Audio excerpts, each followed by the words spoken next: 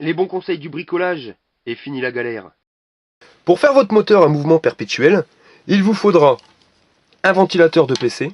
Donc impératif de prendre un ventilateur 12 volts avec, voyez, 7 hélices. Vous prenez 7 rondelles métalliques de taille identique et vous allez prendre des aimants de disque dur. Pour commencer, nous allons venir coller les rondelles métalliques sur l'extérieur des pales. Voyez? Donc il faut absolument, pour éviter de créer un déséquilibre, les coller uniformément. C'est-à-dire que sur la pale, quand vous l'avez collé à cette position, sur les autres pales, il vous faut absolument les coller au même endroit. C'est-à-dire que vous n'allez pas coller une rondelle ici, puis une autre à l'extérieur de la pale ou à l'intérieur. Si elle est au milieu de la pale, toutes les rondelles doivent se trouver au milieu de la pale. Vous prenez un pistolet à colle, que vous aurez fait chauffer au préalable, une petite noix de colle, et vous allez venir, comme je vous l'ai dit, coller votre rondelle. Et vous faites l'opération sur toutes les pales. Donc un petit peu de colle. Arrangez-vous pour pareil, hein, la colle que vous mettez soit uniforme. Pour pas de créer, on va dire, déséquilibre. Après, ça risque de faire un contrepoids.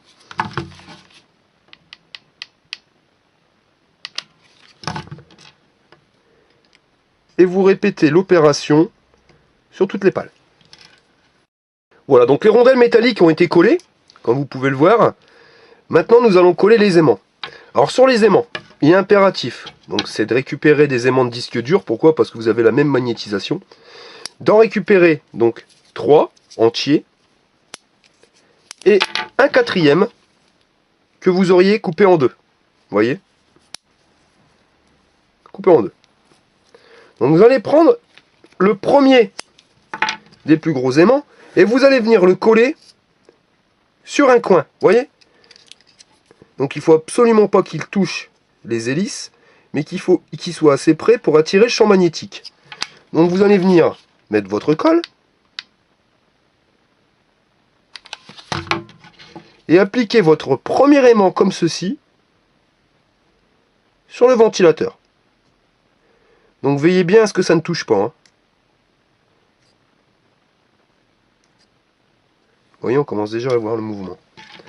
Ensuite, comme vous pouvez l'observer, c'est pour ça qu'il est impératif d'avoir des ventilateurs à 7 pales, vous allez voir que les pales sont décalées par rapport au coin. Et bien ça va nous servir. Vous allez reprendre un deuxième aimant complet. Vous allez combler de colle dans le deuxième coin. Et vous allez poser votre aimant à l'identique. Vous voyez, on le fait juste dépasser un petit peu. Ça ne touche pas. Là, on commence à voir qu'il manque pas grand chose pour que ça se lance. Donc les deux aimants sont collés, nous allons coller le troisième. Et vous allez voir que quand on commence, vous voyez, quand on commence déjà à remettre 3 aimants, on commence déjà à voir l'effet, on va dire, de mouvement. Donc, même punition, vous prenez votre colle, vous le mettez au coin, et vous superposez votre aimant.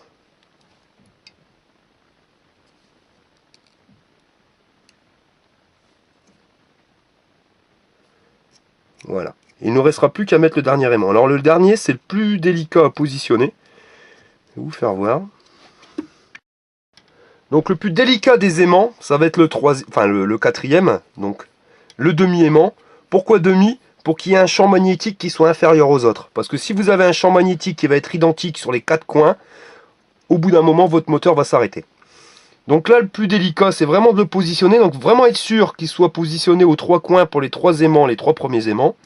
Et ensuite, avec votre aimant, vous allez venir vous rapprocher tout doucement donc des rondelles. Comme je vous dis, hein, c'est pas le plus facile. Donc vous approchez. Hein, et quand on retire, regardez, ça s'arrête. Voilà. Donc vous voyez, je crois que sur le centre, ça devrait être bon. Donc on va recommencer. On l'approche. Ouais. Et c'est vraiment à l'impulsion.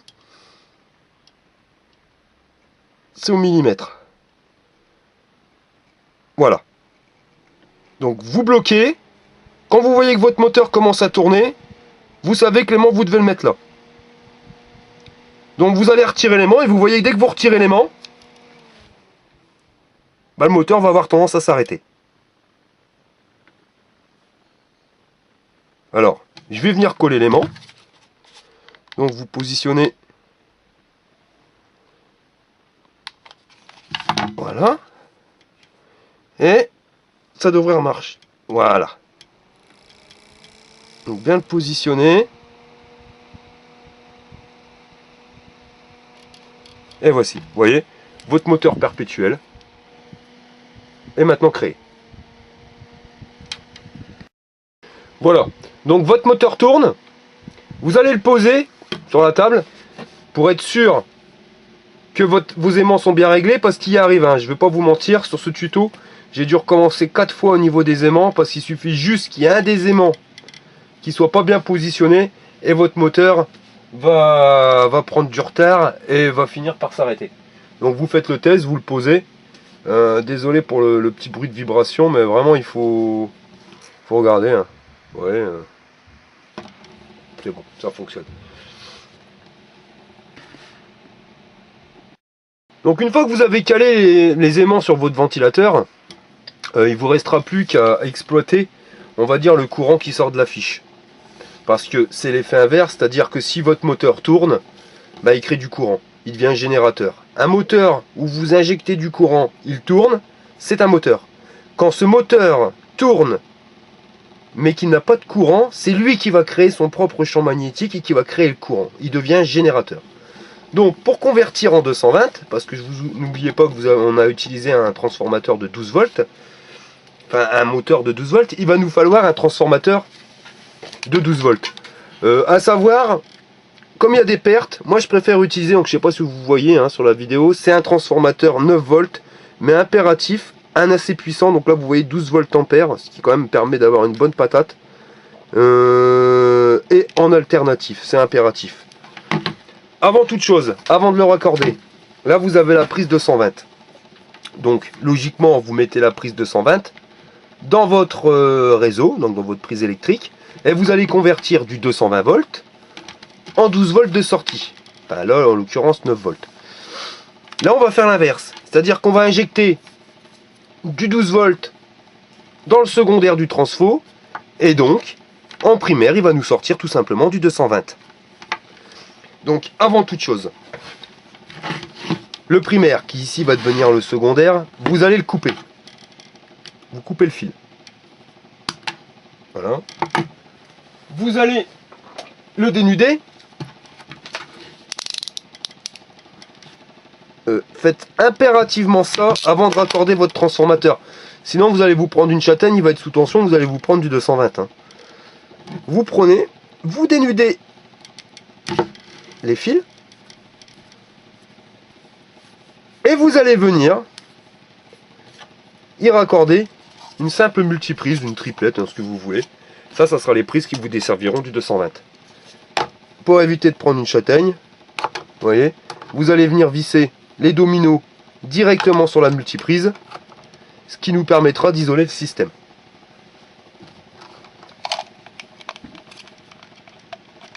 Donc avec un tournevis, vous venez brancher les deux fils sur le domino.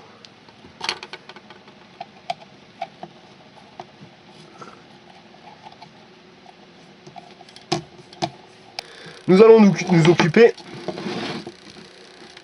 du primaire. Donc vous allez prendre la sortie, vous allez couper le fil, venir le dénuder.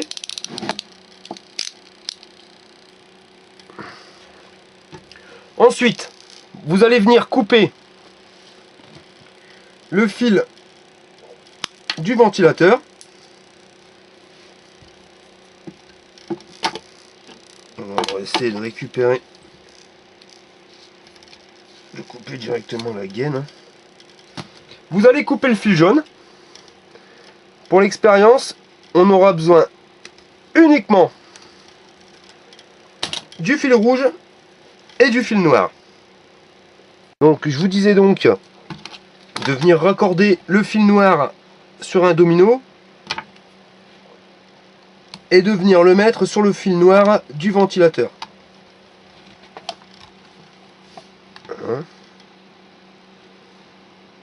Par contre, n'oubliez pas, il est vraiment impératif d'avoir branché à la sortie du 220 un domino avec votre multiprise. Si vous n'avez qu'un appareil à raccorder, genre une seule ampoule, un seul circuit éclairage, vous n'êtes pas obligé de mettre la multiprise. Là, c'est vraiment pour la démonstration. Quand vous voyez le prix de l'électricité, c'est quand même de sacrées économies. Vous voyez? Donc là, vous avez le transfo. Et là, dans la logique, vous devez avoir 220 volts directement à l'intérieur de votre prise.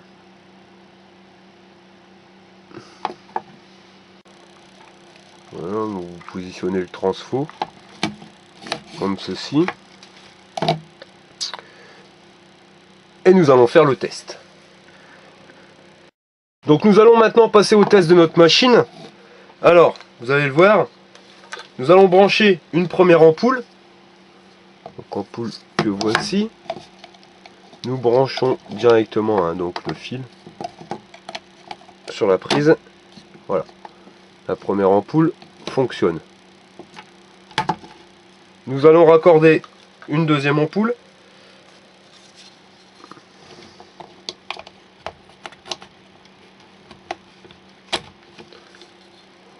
Vous voyez, les deux ampoules fonctionnent parfaitement. Et nous allons maintenant brancher une troisième ampoule. Donc c'est des ampoules 70 watts. Je sais pas si on le voit sur la vidéo. Mais 70 watts. Donc vous voyez 70, 140, cela c'est pas énorme. Bon, je vous dis on peut faire facilement 1000 watts. Mais oubliez tout ce qui va être appareillage électronique. Là l'électronique, vous risquez d'avoir des soucis. Si vous branchez un appareillage électronique, je vous garantis pas qu'il tienne un an avec ce système là.